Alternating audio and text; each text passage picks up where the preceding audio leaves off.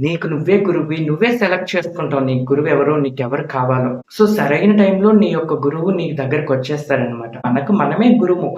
కాకపోతే మన యొక్క గురువుని మన యొక్క రియాలిటీలో చూస్తాం. అంటే మనలో ఉండేటువంటి ఆ యొక్క గురుతత్వం ఏదైతే ఉందో దానిని మన యొక్క రియాలిటీలో ఎక్స్‌పీరియన్స్ చేస్తాము. వాళ్ళే మన యొక్క గురువులనమాట. Spiritual awakening. హూ ఎవరు నేను? ఎందుకు నేనిక్కడున్నాను?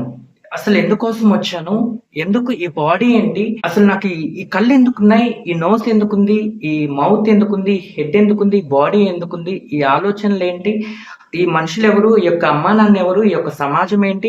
ఈ యొక్క ప్రజలెవరు? దీనిని మనం తెలుసుకోవటమే. మన గురించి మనం తెలుసుకోవటమే స్పిరిచ్యువల్ అవేకెనింగ్ అంటే. ఇంకేమీ కూడా లేదు. మనం దేనికోసం యుద్ధాలు చేయాల్సిన అవసరం లేదిక్కడ. మనం చేయాల్సింది మన గురించి మనం తెలుసుకోవటం. అమ్మ అంటే ఎవరు? నాన్న అంటే ఎవరు? సొసైటీ అంటే ఏంటి? ప్రజలంటే ఎవరు? నేనెవరు? ఇప్పటి నుంచి ఇదంతా ఏంటి? కెరీర్ అంటే ఏంటి? హెల్త్ అంటే ఏంటి? మనీ అంటే ఏంటి? ఇదంతా తెలుసుకోవటమే. ఇది మనం తెలుసుకుంటే చాలు. కంప్లీట్‌గా మన గురించి మనం తెలుసుకున్న వెంటనే కంప్లీట్‌గా మనలో మనం కలిసిపోతాం. మనలో మనం కలిసిపోవటం అంటే మన గురించి మనకు తెలిసిపోతుంది. ఇంకా ఉండేదేంటి? హ్యాపీనెస్ పీస్‌ఫుల్ మనమని ఎప్పుడైతే తెలుసుకుంటామో, దాన్ని ఎప్పుడైతే ఎక్స్‌పీరియన్స్ చేస్తామో it's done. So, thanks for watching this video.